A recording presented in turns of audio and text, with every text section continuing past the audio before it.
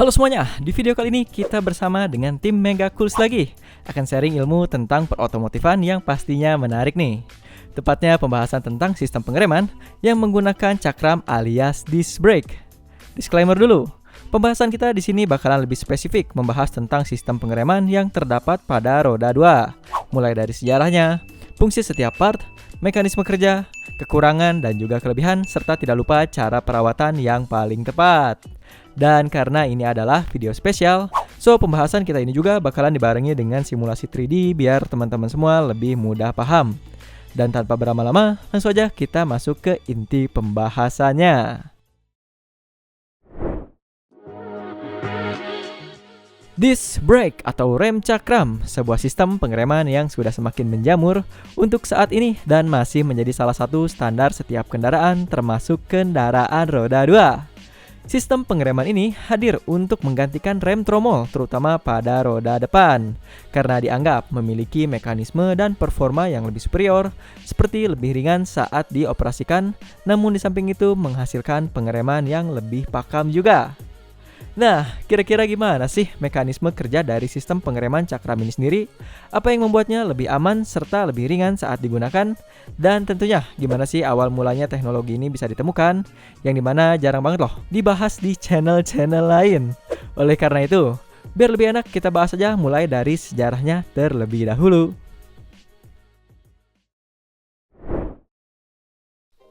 History.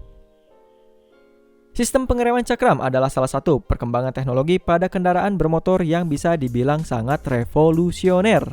Di mana pada awalnya, sistem ini dikembangkan oleh Lancaster Motor Company pada tahun 1902. Namun tentunya karena teknologi ini pada saat itu masih masuk ke dalam kategori teknologi baru, penerapannya bisa dibilang sangat lambat berkembang terutama untuk kendaraan common alias produksi massal. Barulah pada tahun 1950-an, hampir setengah abad, sistem pengereman cakram mulai dikembangkan dan dipakai secara luas pada mobil balap dan juga mobil sport.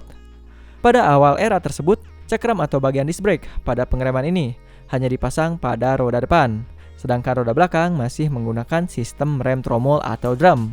Dimana hingga saat ini nih, formasi sistem pengereman inilah yang paling lumrah hingga saat ini dan banyak digunakan, yang dimana terdiri dari depan cakram dan juga belakang tromol atau drum. Lanjut lagi, pada dekade 1960-an, Jaguar menjadi salah satu produsen mobil pertama yang menggunakan sistem pengereman cakram pada kendaraan produksi massalnya. Sejak itu, teknologi sistem pengereman cakram terus berkembang dan semakin banyak digunakan pada kendaraan bermotor. Dan seiring waktu berjalan, popularitasnya juga semakin meningkat, di mana sistem pengereman cakram terbukti lebih efektif dalam menghasilkan pengereman yang kuat dan stabil, terutama pada kecepatan tinggi dan dalam kondisi basah sekalipun. Karena popularitasnya dan keandalannya yang semakin diakui. Siapa lagi nih kalau bukan Soichiro Honda, sang legenda penuh inovasi yang mulai memasangkannya pada CB750 sebagai motor produksi massal pertama yang menggunakan rem cakram. Dan barulah setelah itu rem cakram mulai menjamur dan banyak digunakan oleh produsen-produsen motor lainnya. Dan kita rasa mungkin segitu aja udah lumayan cukup lah untuk sedikit sejarahnya yang bisa kita sharing di video kali ini. Sekarang kita langsung lanjut untuk mekanisme kerjanya. Part-part dan mekanisme kerjanya. Pada dasarnya sistem pengereman cakram itu bekerja menggunakan prinsip dasar konversi energi kinetik menjadi energi panas dan menghasilkan gaya pengereman. Dan hal tersebut dilakukan dengan dua prinsip kerja utama. Yang pertama tentunya memanfaatkan gaya gesek untuk menghentikan putaran pada roda. Dan yang kedua menggunakan mekanisme hidrolik yang mampu meningkatkan power tekanan yang diterima pada brake pad atau kampas rem. Oke, kita bahas satu persatu mulai dari yang pertama. Rem, seperti yang kita bilang tadi, alat ini mampu menghentikan putaran roda dengan memanfaatkan sebuah gesekan antara komponen dinamis yang terhubung ke roda dan komponen statis atau diam yang langsung terhubung ke sasis motor. Untuk lebih detailnya, rem cakram atau disc brake akan berperan sebagai komponen dinamis karena akan selalu mengikuti putaran dari roda. Dan brake pad alias kampas, kaliper, dan kawan-kawannya sendiri berfungsi sebagai komponen statis. Mekanisme dasar pengeremannya dapat terjadi karena adanya gaya gesek antara piringan atau disc brake yang dijepit oleh brake pad atau kampas rem. Sehingga ketika terjadi gesekan, maka tekanan akan mengurangi daya yang dihasilkan oleh roda hingga putaran pun bisa terhenti. Mungkin sampai di sini masih bakalan banyak yang bertanya, bagaimana sih cara kita menggerakkan kampas rem agar bisa menjepit piringan rem atau disc brake?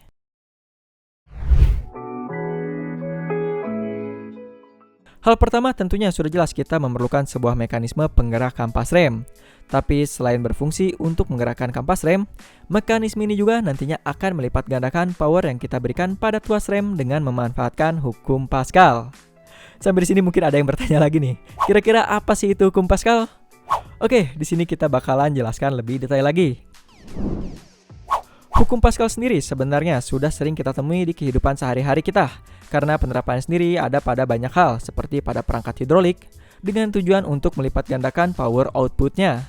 Dan agar lebih mudah dipahami, kita juga udah siapin nih ilustrasi mekanisme kerjanya dari hukum Pascal ini. Sebagai gambaran di papan tulis kita udah punya dua buah silinder yang terisi dengan air, yang terhubung satu sama lain melalui saluran pipa di tengahnya. Dan kalau kita coba perhatikan, kedua silinder ini juga punya diameter yang berbeda. Oke, kalian bisa garis bawahi untuk diameter dari kedua silinder yang berbeda ini. Lalu langkah selanjutnya, kita akan menaruh sepasang piston sebagai tolak ukur masing-masing silindernya. Lalu sama halnya dengan kita yang menekan tuas rem, pada saat kita memberikan beban pada piston input dengan bobot tertentu, sudah tentunya piston di salah satu silinder akan turun. Dan pastinya juga saat salah satu piston turun, maka fluida di dalam silinder input pun akan bergerak dengan tekanan tertentu. Yang dimana sesuai dengan hukum Pascal, maka kondisi yang terjadi adalah tekanan input akan sama dengan tekanan output. Itu artinya, daya yang dihasilkan akan mendorong piston output dengan tekanan yang sama atau sesuai tekanan input. Namun disinilah titik sakti dari sains pun terjadi. Karena diameter kedua silinder yang berbeda, maka tenaga yang dihasilkan juga ikut berbeda. Kita bisa lihat nih dari ilustrasi ini, di mana diameter piston output juga jauh lebih besar. Sehingga tenaga yang dihasilkan pada piston output bisa berlipat ganda daripada tenaga yang diberikan pada piston input. Namun sisi negatifnya dengan range gerak yang memendek pula. Rumusnya kurang lebih seperti ini nih. Oke, sekarang mari kita balik lagi ke rem cakram yang tadi. Pada bagian atas di dekat tuas rem pasti kita akan melihat sebuah wadah. Bentuknya bisa kotak ataupun silinder. Tapi secara umum, bentuk yang paling banyak digunakan itu kotak. Dan tabung ini sendiri bernama tabung reservoir yang berperan sebagai penampung brake fluid. Sementara di dalam silinder input yang berada di bawah tabung reservoir, terdapat piston yang berfungsi untuk menekan minyak remnya. Lalu beralih lagi ke bagian roda, terdapat kaliper rem yang di dalamnya memiliki piston dengan diameter yang jauh lebih besar dibandingkan dengan piston input. Piston ini sendiri berperan sebagai piston output di dalam hukum Pascal yang sudah kita bahas tadi. Nah, selanjutnya, kedua komponen ini pun dihubungkan lagi oleh sebuah selang bertekanan tinggi. Lalu, ketika kita tekan tuas rem, piston input akan bergerak dengan mendorong minyak rem. Lalu minyak rem akan mendorong piston di dalam kaliper yang mendorong salah satu kampas rem. Sehingga kampas rem pun bisa menjepit piringan remnya dengan lebih kuat dibandingkan dengan power pada piston input. Maka di sini terjadilah proses pengereman yang sebenarnya. Tapi pastinya di antara teman-teman semua masih ada yang bingung.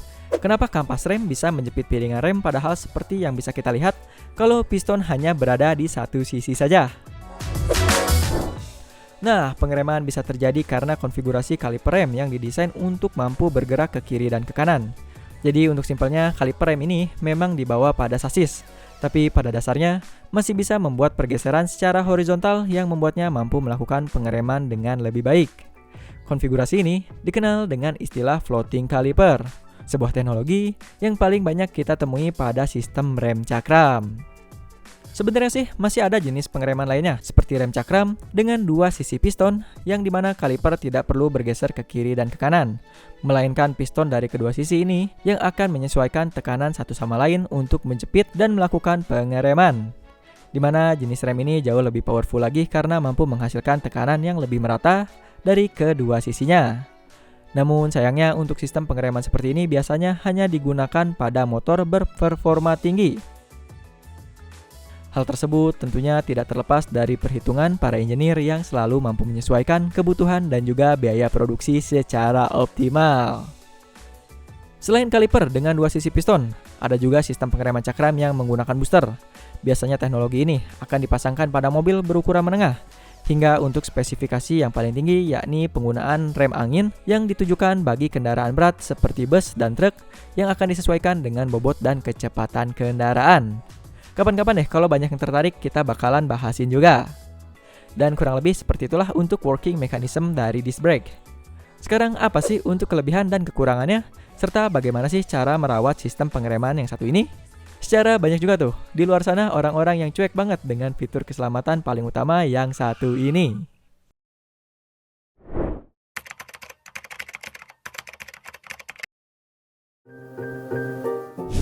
Untuk kekurangannya terlebih dahulu. Sebenarnya dari sisi kekurangan dikit banget sih kalau dibandingkan dengan benefitnya. Satu-satunya kekurangan yang dimiliki sistem pengereman ini adalah biaya produksinya yang lebih mahal jika dibandingkan dengan sistem pengereman drum atau tromol. Udah, cuma satu itu aja untuk kekurangannya. Sedangkan untuk benefit atau keunggulannya, sistem pengereman ini jelas jauh lebih pakam. Lalu karena menggunakan disc brake, permukaan gesek juga bisa disesuaikan berdasarkan diameter disc brake atau cakramnya tersebut, yang artinya bisa lebih adem juga.